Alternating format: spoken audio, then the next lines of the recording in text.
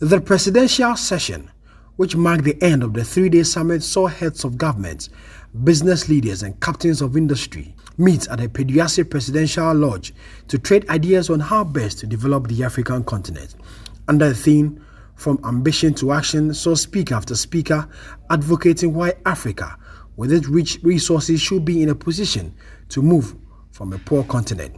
President Akufo-Addo, who was the guest speaker at the closing session, says Africa must stop begging for arms from the West. He urged African countries to take advantage of the Africa Continental Free Trade Area to trade among itself. We are one shock away from a very dire situation. Consequently, we in Africa must, with a sense of urgency, work together to guarantee the economic security and secure the of her peoples. To accomplish this shared objective, African political and business leaders, as well as other strategic stakeholders, should use actively the opportunities presented by the AFCFTA agreement to boost intra-African trade in food, industrial products, and services in order to enhance productive capacity and strengthen its resilience to external shocks. The AFCFTA will eliminate tariffs on 97% of goods traded within the African continent, offering significant opportunity for businesses to set up and expand in Africa.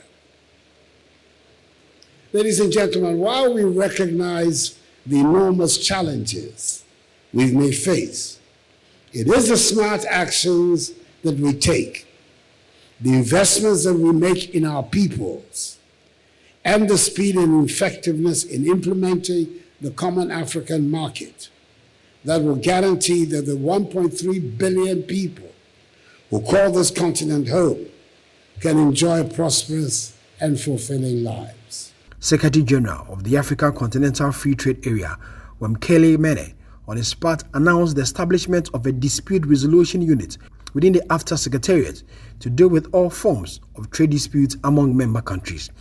Mr. Mene says the move has become necessary following a series of complaints over unfair trade rules by member countries. For the very first time, we have a dispute settlement body and the dispute settlement mechanism, which will enable a fair adjudication of disputes that arise under the AFCFTA.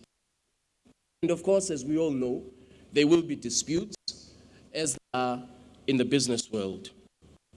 And so the dispute settlement body, which has begun its work, will soon be fully operational with the appointment of appellate body members, outstanding Africans, the best legal minds that our continent has to offer.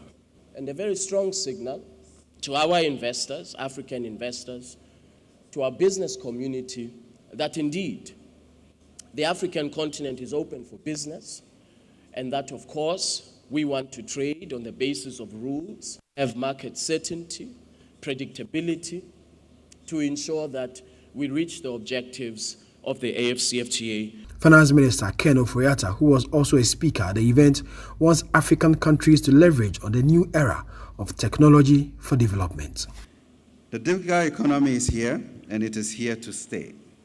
COVID-19 only served as a tipping point of technology adoption and, in some cases, digital disruption. The numbers support this assertion that IFC and Google estimate that by 2025, the digital economy could contribute 180 billion a year to the African economy, increasing to 712 billion a year by 2050, assuming GDP growth is sustained at 4% a year by 2025. The digital economy would effectively represent 5.9% of African GDP, growing to approximately 8.8% by 2050.